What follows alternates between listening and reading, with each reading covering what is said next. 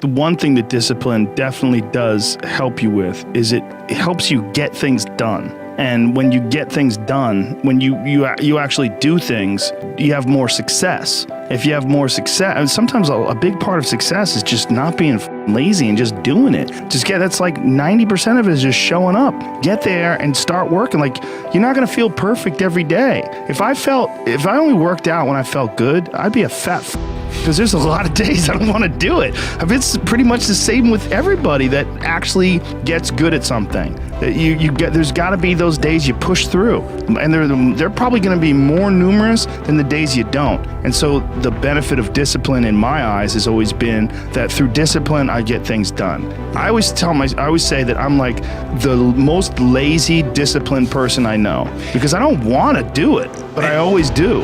And everybody's different. Everybody's similar, but everybody's different. And your attitude has a giant effect, not just on your life, but on other people's lives around you. That's the other thing about it. Those I can't catch a break guys, get them the fuck away from me. I can't be around those guys. I don't want to hear that shit. I don't want to hear that shit. I don't buy it. Because everybody has bad breaks. I've had a shit ton of bad breaks. But you know what I did? I stayed up and I thought through it. And I figured out what the fuck I did wrong, and then I went back.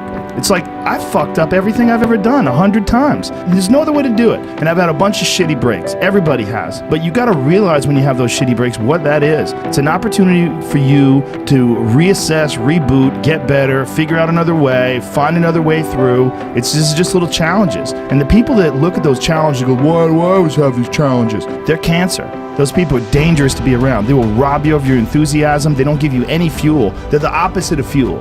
Like the fuel people, the people that are out there just fucking hustling, always getting things done. Got like my friend Jocko, every morning I'll check his Instagram page, 4:30, shows a picture of his watch, get after it. He's out there working out 4:30 in the morning.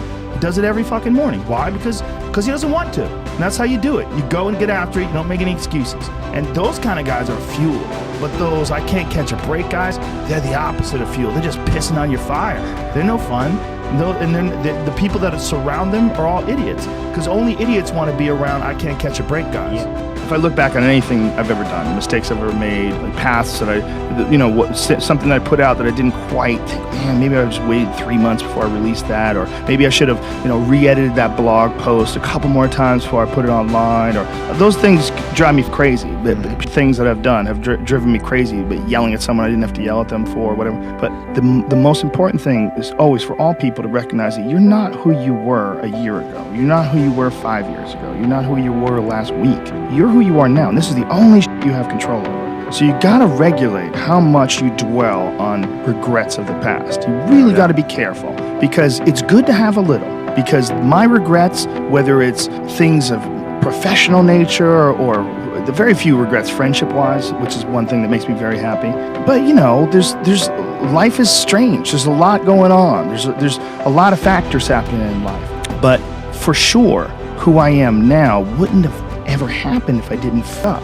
If I didn't make those mistakes, I wouldn't have understand the importance of friendship and kindness. And if I hadn't been cruel at some point in my life, or someone hadn't been cruel to me, I wouldn't understand the beauty of love. I wouldn't understand the full range of it, because I hadn't felt the sting. If nobody ever punches you in the face, you don't really appreciate safety. Because a lot of people don't even understand what safety is. You put, oh, we're safe, but you are so not safe at any moment. And when someone's punched you in the face a bunch of times, and you've been in a street fight with some guy you barely knew, you've gotten in an argument with, there's something about regular safety that's sweeter. It's more delicious. It's way better to drive your car straight after you almost lost control on a turn.